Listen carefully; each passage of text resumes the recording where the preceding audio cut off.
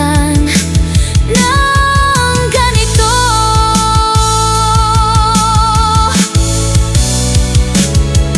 Kung ako'y nakikita mo kahit konti lang, hawakan mo ang pagkakataon.